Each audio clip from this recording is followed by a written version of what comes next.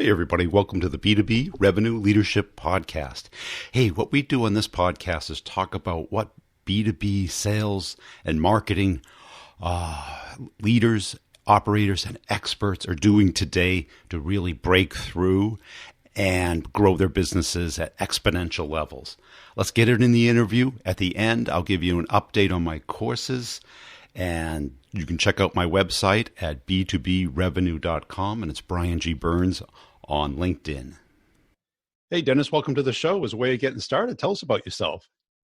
Hey, Brian, thanks for having me on. It's a real pleasure. And yeah, I'm a long-term storyteller, entrepreneur, marketer. Been around a long time, done a lot of different things, mowed a few lawns in my past as well. Yeah. And made a lot of mistakes, learned a few lessons, learned a couple of them well. Cool. And how'd you get interested in marketing? Well, that's a good story. A long time ago, I was spending some time in Europe. I actually go back and forth, and I was in Spain, and I was running out of cash, and I realized that being an American with a tech background was a pretty good combination there. And I got a job, and I just realized that people have a hard time understanding sometimes technology and how it applies to business and how it applies to, solving real problems. And just stumbled onto the fact that I was pretty good about making complicated things easy to understand. And that's what I've been doing for an awful long time.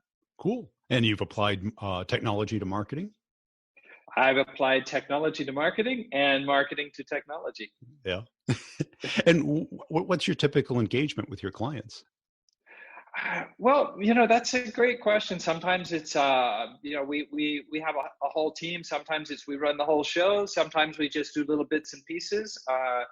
We're really good at content marketing. We're really good about keeping our clients on message and helping them craft their messages because, to me, the plumbing is important nowadays. It can get really overwhelming, but you can have the best plumbing in the world if you don't have a good story, if you don't have a message that makes people want to understand what you're doing, then all the plumbing in the world won't get you anywhere. Yeah, it's true, isn't it? It's like, doing all the good things, but not having the right approach and connecting with the problems that the people are having. Yeah, I always say it's all about the words on the page. It's all about what you're saying. Sure, it's great to have a big audience. It's great to have all the flashy whizzo gizmos that make it, easy to interact and reach a big audience. But, if you reach a big audience and you're boring and you're and you're uninspiring, then I don't think you'll make a lot of sales. Yeah. Can you take us through what a typical engagement would look like? Is there a typical engagement? Wow, there's probably not. We've been focused for the last few years exclusively on the blockchain cryptocurrency industry, and we've run through. We rode a wave, the craziest wave imaginable. I've done that a few times in my life. It's a fun, lots of funny stories there. But we just caught this wave at the right time, and it's a Wild West sort of industry, very young, very promising, but also, very uncontrolled at the time. And we learned a lot of lessons. We've helped a lot of projects. We've raised a lot of money for projects. But, fortunately, things are coming to a place where it makes more sense now. There's a little bit more common sense, and people are realizing that, the technology is great, but the technology is great when you use it for something that meaningful and actually works. Yeah. And what would that be with regards to marketing? Well, with regards to marketing, I'll tell you what, a few weeks ago, I did a LinkedIn post and I said, I think the human being alive whose most harmed human progress is Mark Zuckerberg. Why is that? And I said that not because of Facebook, which has its ups and downs, and it's obviously an amazing accomplishment that Mark Zuckerberg has done. But he also did something really, in my opinion, negative, and he created a mythology around the young 28-year-old disruptor wearing a hoodie with starry eyes, and that's going to be the solution to every problem. And we bought into that, and it makes for a great movie, but it's not the reality. Yeah. And I see that every day in projects I work with, especially in the tech sector, where there's too much mythology and there's not enough, down to earth business common sense. How do you build a sustainable business? How do you keep people motivated? How do you create a team where they're not at each other's throats? All of these things that entrepreneurs learn with a few gray hairs, like I've got. Maybe you've got a couple. I won't say anything about them. And and having said that, I really think that being too focused on the product and not focused on the story, not focused on the people that you're serving, the solution you're bringing to alleviate pain, is the biggest mistake I see. And that's what I see a lot with my customers that come to me and they say, oh, but we're doing this and we're building that and we've got these features, we've got these benefits, and we've got this. I say, yeah, but who cares? Nobody wants to hear you talk about yourself. Right. I want you to talk about the problem that you're solving and talk about directly to the people that have that problem and help them get over it, make their lives better, and you'll make money. And how did you get associated with blockchain projects? How'd that happen? Okay. So a friend of mine called me up one day and she said, hey, I'm running this company. I'm running this blockchain project. We've got all these great ideas. I've got these really smart tech people, and we've got to do this thing called an ICO. I didn't even hardly know what an ICO was at the time. And she said, we don't know anything about marketing. Can you help us? And by the way, we have very little money. And so, sounds perfect. being as brave as I was, I said, oh, well, that sounds like fun. Jumped in with 2 feet, and we raised a significant amount of money for them. I learned an awful lot. I learned about cryptocurrencies, about blockchain, about the technology. And I also learned a lot about the projects. And from there, one project after the other. And, it was a crazy time. People were really out. I mean, they were knocking on the door pretty much 24/7 looking for help. We've raised probably about $50 million for projects since then. And I just started learning and seeing the same mistakes over and over again. And those are the mistakes that you can see in the mythology of Mark Zuckerberg, and you can see in projects that fail for too many easy to fix reasons. Is it just like any new technology where it's like technology looking for a problem instead of a problem trying to be solved? Oh, that's part of it. Yeah. They're saying, I want a blockchain that'll do more transactions per second. I want a blockchain that will do, this, that, and the other. And you say, yeah, okay, great, build it, but who cares? Tell me how you're going to use it to improve democracy. Tell me how you're going to use it to improve healthcare. Tell me how you're going to use it to drive a supply chain more efficiently. These are the kinds of things that are going to make your project successful in the long run, and not tell me how you're going to make a new twist on an exciting technology. And why would they pull you in, being like a marketing expert? Well, an ICO, an initial coin offering, is basically crowdfunding.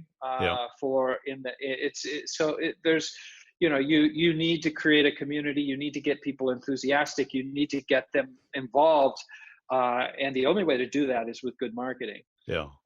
They're not going to just come knocking at your door just because you have it. Yeah. Yeah. And I talk to project owners and founders all the time and say, oh, but we're really good. We're building this, and I spend all my time on the product. We're down in the trenches. I say, yeah, but what about all the rest of the project? Where's your accountant? Where's your story? Where's your marketing? Where's the, how are you going to reach these people that are going to, support your project? Oh, well, I don't know. Yeah, that's a good question. Yeah, it is. It is a good question. So how long did you take, or how long were you involved with that project? It was about a 4 month project at the time. That one, to get it off the ground. That's another thing.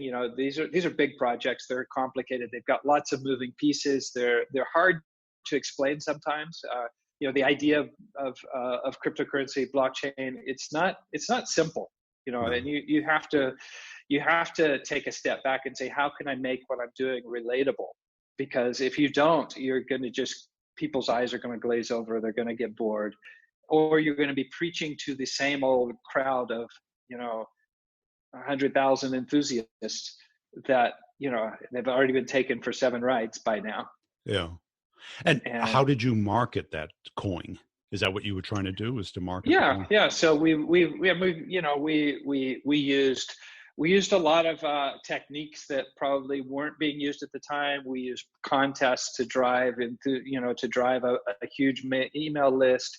We did a lot of email marketing. We did we do a direct outreach through LinkedIn to investors and to enthusiasts and to people with the problem. We ran ad campaigns, not much because there wasn't much budget to do it. Obviously, PR, getting on published, getting people to talk about what you're doing. All of these things fit into a puzzle.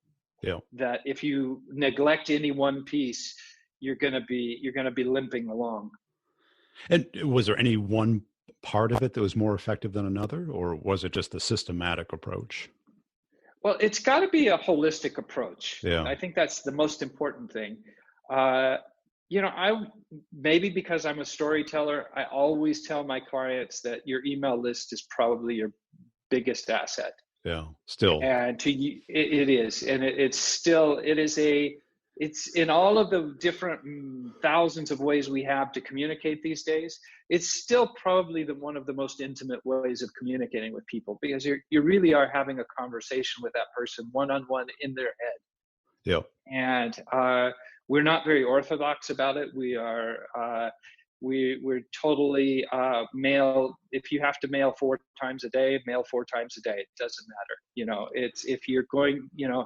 It isn't a question about mailing too much. It's about mailing good. It's about making your emails fun. It's about making them engaging. It's making people want to read them. Yeah. And if you get that, and if you accomplish that, then you can. I'm on lists that mail 6 times a day, and I'm happy to. I don't read them all, but I like them when I read them. Yeah. And what type of open rates were you getting? It's all over the place. Yeah. I tell people it doesn't make a damn worth of difference. It doesn't matter. You can't take opens to the bank. You can't take likes to the bank. People are going to unsubscribe. That's fine. If they're not interested, then that's the best thing they can do for you, is to leave your list. But it's all about really that conversation, and it's about making the sale in the email. It's about the quality of what you have to say, and the fun and the engagement. That's what makes it important. And I don't read every email I get. I doubt I don't read almost any. Yeah, well, but there are people, I'm sure, that you read their emails because the emails are important to you. Well, yeah, I mean, there's important ones, right? There's ones that, right. But, you get on somebody's list and you read the title and you just don't have time, Yeah, that's why I like podcasting. Is like, if somebody's listening to your podcast, they're engaged. It's a passive content. And, it is. Yeah. And I see people talk about webinars and stuff, but people attend webinars, but they're doing something else at the time. It's like, you want that dedication. And but it's hard to get somebody to listen to your podcast as well. You got to get them pulled in. Right. You got to rope them in, and every piece fits into the puzzle, I say. But it's all about making it interesting and making if we talk to entrepreneurs and you say, well, what good is all this monopoly money for me as a business owner, right? And that was the first question I sat down and I asked myself, well, isn't this play money? Isn't it? Who the hell am I to create money, right? And then you start digging deeper into the, and you realize that all money is play money. Right. And there's no difference. It's only valuable. The US dollar is only valuable because Someone else will take it. agree we Right. agree that it's valuable. And as Yeah. long as both parties are in agreement that something is valuable, then it is. Right. And that's really the underlying value of a cryptocurrency, is that if people believe in it as a value, that it has value, then it does. And so I would say, well, look at for an entrepreneur, look out there. There's 240 billion US dollars in liquid digital assets right now on the market that people don't know how to spend. Right. So even if that's all you do and you accept cryptocurrency, you're ahead of the game. Right. And there's so many uses for it, right? Because we Of had, course, yeah. when you were growing up, I don't know if you remember, you had like S&H green stamps. Do you remember those? Oh, I love those. Yeah, Right. I used that on an interview as an example just a few days ago. I talked about that because I remember going to the green stamp store with my Right. grandma. Yeah. You Or you know? had loyalty cards where you get like 10 cups of or coffee, you get the 11th yeah, one they free. punch a hole in them, right? Yeah, Right. that's it. And Well, that's those are part of just the, examples. right, Yeah, those are tribe just use building. cases. Mm-hmm. And I think that is, a great marketing tool, even if you're not going to go into the cryptocurrency business. You've got Sure. a loyalty token. That's right. That's right. Yeah. And it drives the bottom line. That is one of the key use cases that I would say almost any entrepreneur could look at and say, "Oh, this is interesting." Yeah. And You know, who do you see doing well with this approach as far as applying crypto to building their business, or applying blockchain to building their business? yeah, there are. I mean, there's definitely there are definitely projects out there that are ahead of the game and that are doing. You can look at. I mean, if you look at Ripple, for example, Ripple is a cryptocurrency with a very strong backing by big banks, and they're using it to streamline international transactions. Yeah. Okay, now that's a big enterprise level example of using the blockchain and using cryptocurrency in a very smart way. Now, I'm not going to tell average Joe Blow who's going to go, let's compete with Ripple, necessarily, because they're big, they've got amazing scale. But I could say that we're involved with projects now that I'll ask you a question. When's the last time you shared a photo on Facebook and Mark Zuckerberg sent you a check? Never. Never, right? Yeah. It's the other way around. You shared the photo and somebody sent him the check. Right. Yeah. Because you're the product. I am the product. Yeah. You're the one. You're being sold at auction to the advertisers and of Facebook network, and they do it really, really well, better than anybody that's ever done it in the history of mankind. Yeah. But there's a flaw in it, is that you're providing the value and they're taking the benefit. Right. Why don't we create a participatory social network where not only does the network benefit, but you do as well, because you're providing value. That picture of your dog jumping into the lake is valuable because it's driving eyeballs and it's driving engagement. Right. Why shouldn't you be a participant in the benefits from that? And those are the types of things that we're going to see very soon. Right. And I always thought, social networking would be a great application for blockchain, as well as contact information like CRM. Mm-hmm. Because sure. What do we have today? Everyone's got a copy of the data. Yeah. Right. Exactly. And it's always outdated. Outdated. Right. Because your contact info probably exists in 1,000 databases, as does mine. Yeah. Right. But as soon as you change something, 999 of them are wrong. They're wrong. Yeah. Yeah. And we all play that game. We all play that game, right? Calling the wrong number, the wrong email. That's right. And even identity, that, here we are in the age of our phones can recognize our face, but the government, sends me an ID that then they ask me to prove that I'm the person in the ID. That's right. Yeah. The real ID thing in the US now. It's like, come on. You've been giving me a license for 30 years. Now I have to prove to you who I am. That's right. That's right? right, and it is. And the thing about it is that you know all sorts of problems come about because that doesn't work right. Yeah. It's what happens after the fact, and why shouldn't voting be, why should we be worried about voting fraud? Right, registering to vote, having a physical Yeah, piece of ID like it's World War II when you're crossing the border. It's like, right. Or actually knowing if everybody voted or if they didn't yeah, vote, or if that vote is the real vote that they voted for. yeah, These are questions that could be much right, improved by using yeah, blockchain technology. that's it. I mean, they can identify your DNA and your place of birth and your uh, inheritance tree, but they can't, when you want to get a passport, you have to go get a physical picture and Yep. then mail it to somebody who doesn't see you. They see the picture and they give it to you the day before you leave on your trip. If you're lucky, yeah. If you're lucky, right? And people are Yeah. like, yeah, let's give the government power over our healthcare. That's a good Yeah, well, idea. yeah. Healthcare is another industry where It's huge. Yeah. blockchain is amazing potential to help with empowering people to be in control of their own data. Yeah.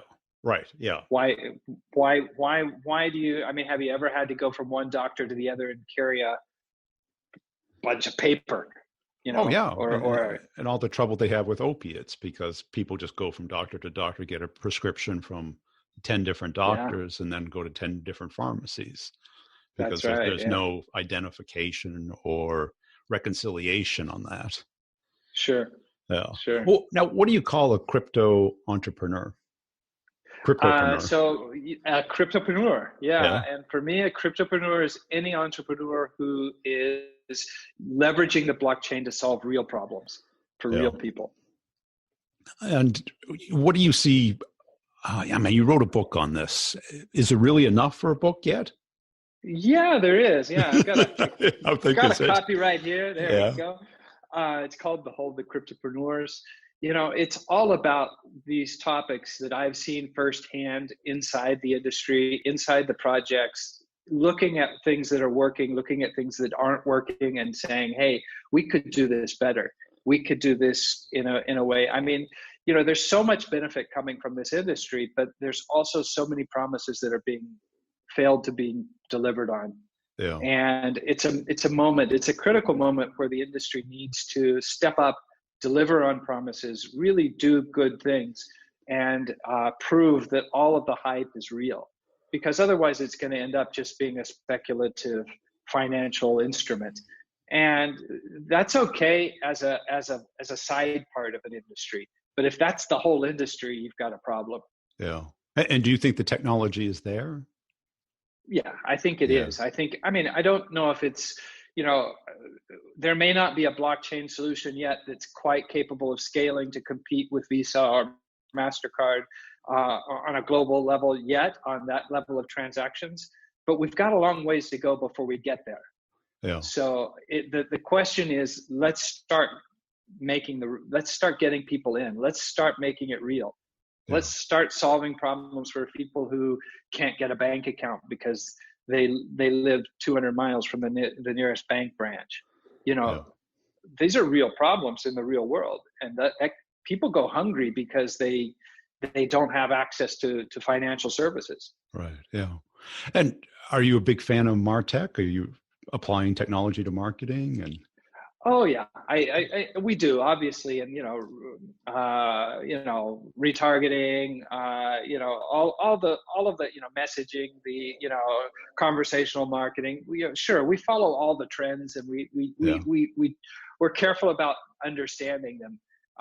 But I'm always very, very cautious with my clients. I say, okay, that's great, and a lot of the technology is really amazing, but you don't have to do it all at once. Yeah. You know. And what do you see as most promising out there as far as MarTech? Anything particular, or? I really like using the new messaging platforms for marketing. I think there's a lot of potential there. Yeah. Facebook Messenger marketing, WhatsApp marketing, but it'll go farther than that. Not just that. Having direct messaging on your website is important. It's true. Our attention spans are getting smaller and smaller. Really small, yeah. And people expect you to be there 24/7 for them when they're ready. Whenever they don't want to wait. Yeah. They don't want to wait. And if you make them wait, they'll go somewhere else. Yeah. And what do you see next for you? Good question. I don't know. I mean, we're working with a few really solid projects. We're busy. We're really picky about who we work with, because of a lot of the things we've seen. So we're very cautious. But yeah, we've got some good projects in the roadmap, and lots of exciting stuff. I think will be coming out soon. Cool. And where do people go to get the book? Book is on Amazon, paper copy, or in Kindle version. Behold the Cryptopreneurs. Anybody interested can go to cryptopreneurs.club. They can get the first 4 chapters for free. They can maybe that'll be enough for them to decide if I'm full of it or not. Okay. If I am, tell me. That's good too. Cool. And where can they go to follow you? Okay, I'm on Twitter, Dennis H. Lewis. I'm on LinkedIn, Dennis H. Lewis. Those are probably the best places to find me. Hey, I hope you enjoyed that interview.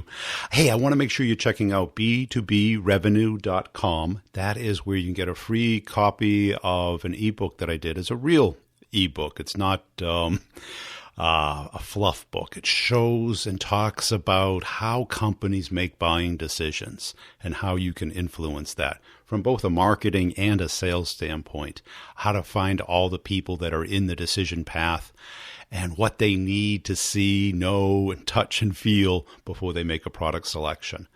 If your team needs some coaching, some help, some training, some systems, some processes that do work today, because we know what doesn't work, or you know what doesn't work, I'll show you what does work and how to connect and get into pretty much any account. It includes deal coaching and content, community, and I can customize it for your particular company. Just go to b2brevenue.com, look under training, schedule a call with me. We can talk it over, or just sign up.